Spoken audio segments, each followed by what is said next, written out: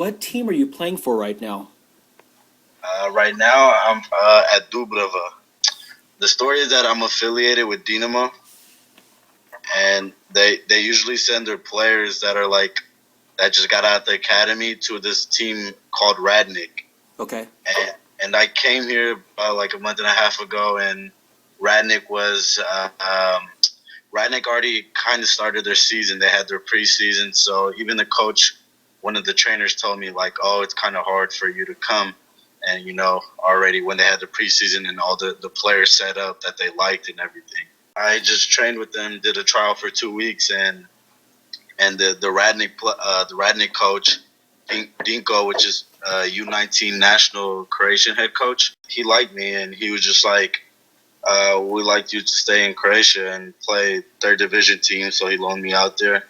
And when the FIFA transfer windows open, he'll just sign me, and like in a month and a half or two. There was this Croatian camp, the Dinamo camp, and I also had a friend. He's my roommate. He's next to me right now.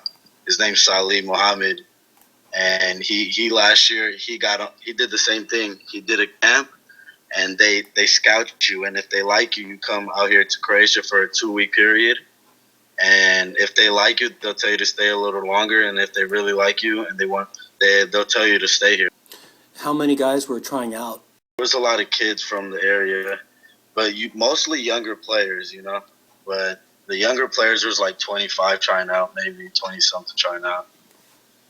So was it always your dream to become a professional soccer player?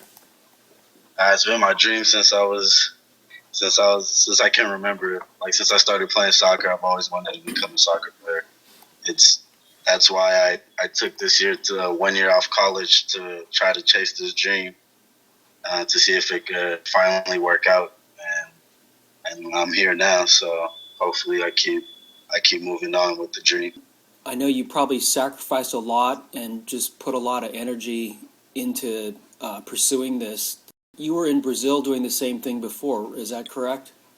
Yeah, I had gone to Brazil a couple of times to do trials for teams there and everything. And I don't know, one time I had to move back because of some things. And last time I moved back mostly because of school and I don't know, it's tough out there in Brazil to make it on a team if you don't have an agent or something.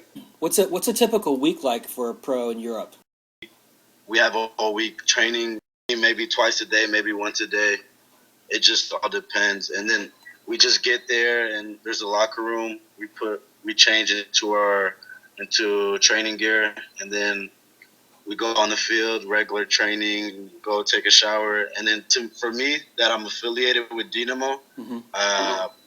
I eat lunch at the Dinamo like next to the Dinamo Stadium, there's a little Dinamo restaurant where all the players that play for Dinamo and stuff and are affiliated with them, they go eat there. Even the professional players. It's just like going to practice any like normal team, but you just have like that. It's a harder training because everyone's trying to win their position on the field. Right. Everyone's trying to have their place so they can play because nobody likes to sit on the bench. Played for John Azevedo on the Sporting 93 team for a long time. You guys won State Cup, Surf Cup, Dallas Cup. How did playing for Santa Clara Sporting prepare you?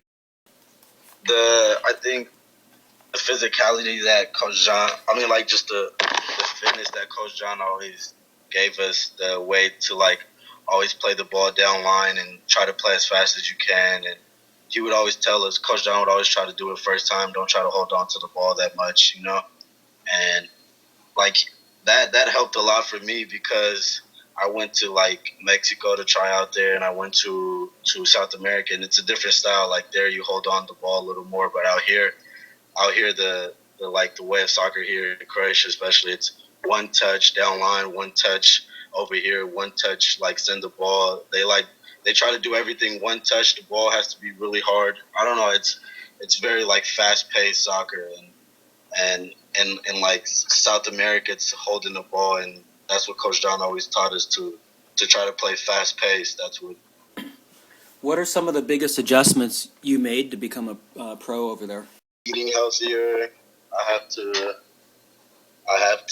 You have to. I don't know. There's a lot of adjustments. You have to stop going out. You have to like be very. You have to be very patient. You have to be very.